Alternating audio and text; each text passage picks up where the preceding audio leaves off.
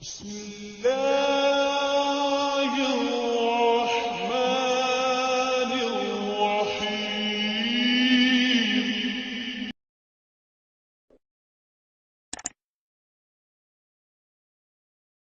جزاک اللہ خیر.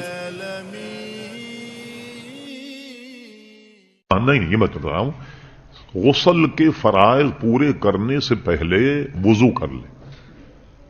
ہاں، وضو کرنے کے بعد اب غسل کرے.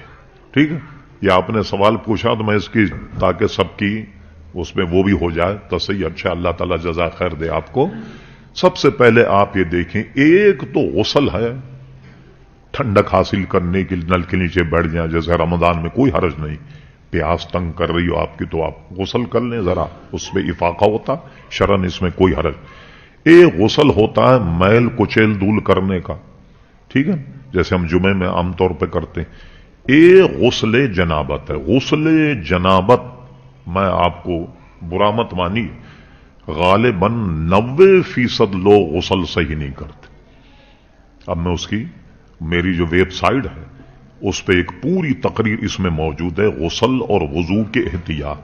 اعلی حضرت فاضل بریلوی رحمت اللہ تعالی علیہ نے غسل اور وضو کے احتیاط میں ایک پورا رسالہ لکھا ہے جس کا نام ہے تبیان الوضو. اب وہ چند باتیں میں آپ کو بتاتا ہوں کہ جو ہم سے رہ جاتی ہیں ناپاکی کے غسل. سب سے پہلے تو یہ بات آپ کے ذہن میں رہے کہ پورا بدن جس کو دھونا فرض ہے، ایک تل برابر یا بال برابر بھی جگہ خشک رہ جائے غسل نہیں ہوگا جب تک کہ وہاں پانی نہیں جائے. اب دیکھیے چند جگہیں ایسی جان کر کے آپ توجہ کریں گے تب وہاں پانی جائے گا، نہیں تو پانی نہیں جائے گا. اور پانی نہیں گیا ظاہر آپ کا غسل ہوا نہیں. اب وہ کیا احتیاط ہیں؟ مثال تو اب یہ ناپاکی کے غسل کی بات کر رہا ہوں، دوسرے غسل کے نہیں. آدمی چھالیا کھاتا، اس کو کرے دے، کوئی خلا اگر چھالیا سے بھی یہاں رہ گیا اور وہاں پانی نہیں گیا تو بھی، کیونکہ اس میں کلی کرنا، وضو میں کلی کرنا سنت ہے مگر غسل میں کلی کرنا فرض ہے. ایک بات، اچھی طریقے سے دانت صاف کرے، مسواک کرے. آج کل تو یہ برش وغیرہ جو نکل گیا اس سے بھی جو سان ہیں یہ سب صاف ہو جاتے ہیں. اچھی طریقے سے یہ صاف کرے.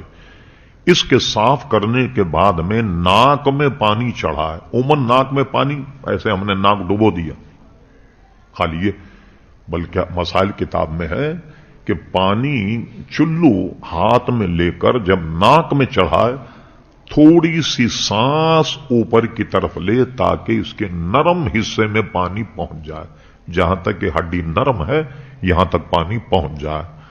اور اس کے بعد اپنی چھوٹی انگلی سے صاف کرے کہ کوئی جگہ ناک میں ایسی نہ رہے کہ جہاں پانی نہ گیا. اب آئیے غسل کرنے میں.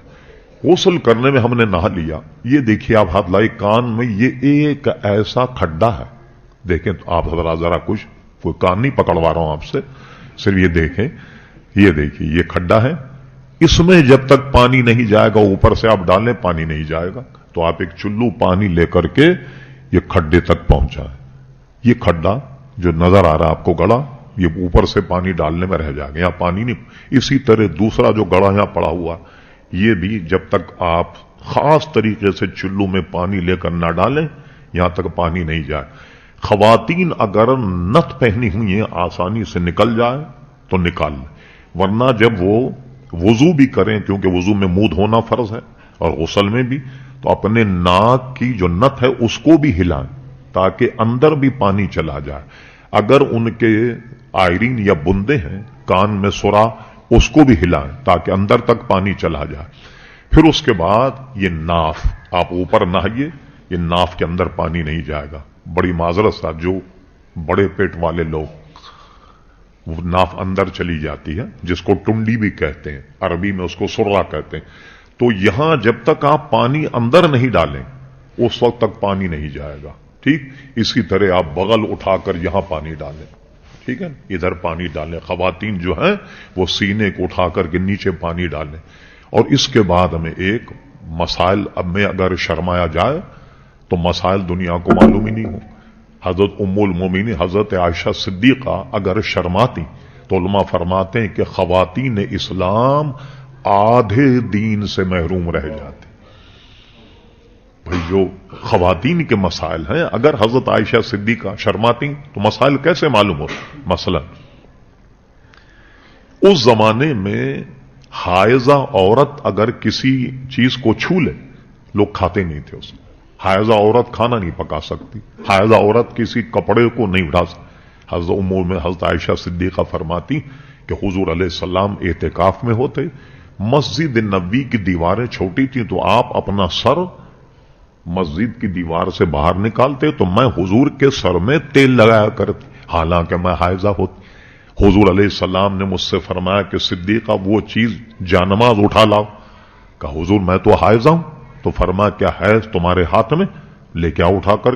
اس چیزوں سے اگر وہ بیان نہ کرتی تو علماء فرماتے ہیں کہ آدھا دین سے خواتین محروم رہ جاتی کہ عورتوں کے خواتین کے مسائل معلوم نہیں ہوتے جس کا تعلق خلوت سے. جلوت کے مسائل سب جانے، خلوت سے جن کا تعلق مسائل کیا. اب آئیے میں جو بات کہنا چاہ رہا تھا وہی، پیشاب اور پاخانے مقام میں بھی صحیح طریقے سے پانی پہنچایا جائے. ختنہ کرنے کے بعد جو کھال نیچے لٹکی ہوتی ہے تو یہاں تک بھی پانی پہنچایا جائے. اگر یہاں ویسی نہ لیں آپ تو یہاں پانی نہیں پہنچے گا، یہاں بھی پانی پہنچایا جائے. اور اس پر اعلی حضرت فاضل بریلوی کا ایک پورا فتویٰ ہے جس کا نام تبیان الوضو ہے. اس میں اور اسی طریقے سے تیمم میں بھی احتیاط دی. نہا رہے ہم تو عموماً ہماری فطرت کیا ہے کہ ہم نہاتے میں آنکھ میچ لیتے. اب یہ دیکھیے یہ آنکھ جہاں ہم نے میچی اب اس کو کھولی، یہ دیکھیے یہ سطریں جو ہیں اس پہ پانی نہیں گیا. تو اب کیا کریں گے ہم؟ پانی لے کر کے آنکھوں کو اس طریقے سے ملا جائے. آنکھ کے اندر پانی ڈالنا فرض نہیں، لیکن آنکھ کے ادھر پانی ڈالنا جو ہے وہ بہت ہی ضروری. اس کی احتیاط تو تیمم میں بھی ہے کہ تیمم جب کریں، جب ہم ایسے آنکھ میچ لیں یہاں تیمم کا ہاتھ نہیں پڑے گا.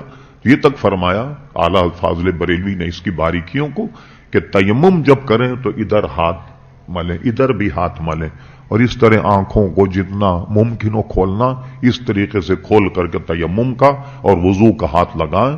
کوئی مقام جو وضو میں فرض ہے اعضا ہر جگہ پانی پہنچے، اور جو غسل میں اعضا فرض ہیں اس میں بھی ہر جگہ پانی پہنچنا یہ بے حد ضروری ہے.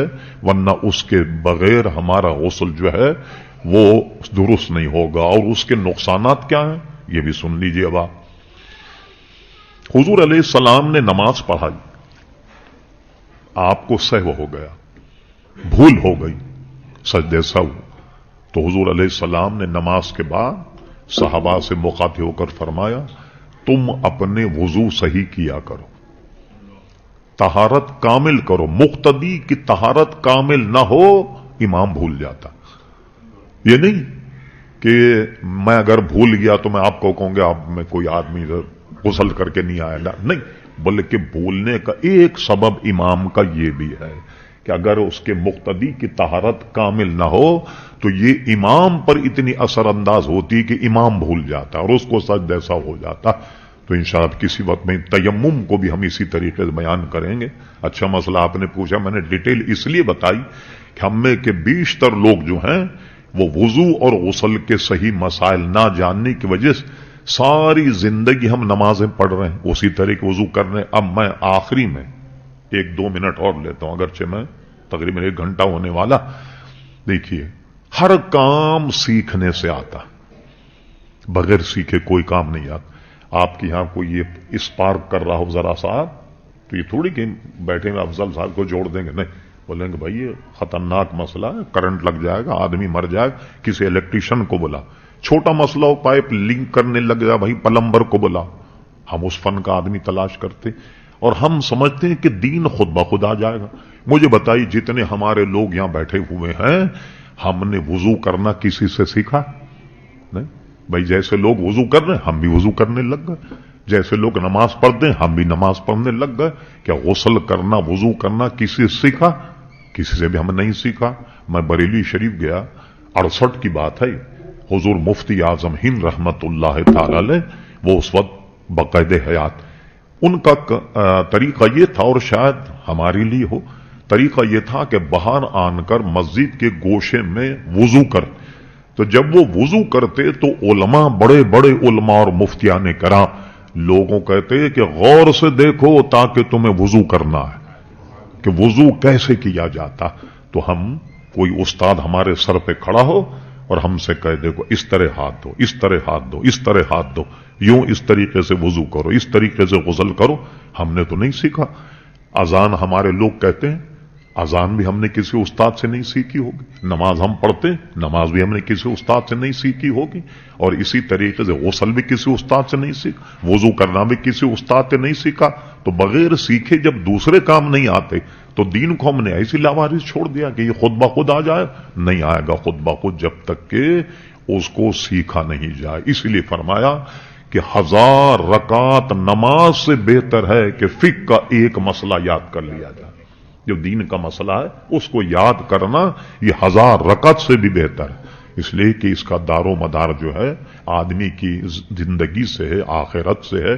اللہ تعالی ہم سب کو، ٹائم بہت ہو گیا دیکھیے، میں تو کوشش کرتا ہوں کہ 2 بجے تک یہ محفل ختم ہو جائے، لیکن سوالات اتنے ہوتے کہ جس کی وجہ سے میں گفتگو طویل کر دیتا ہوں، پھر خالی نہ یا ہاں میں جواب دیا جائے تو اس میں بھی شاید آپ کو بھی مزہ نہیں آئے گا، بات بھی واضح نہیں ہوگی۔ اللہ تعالی ہم سب کو عمل کی توفیق دے۔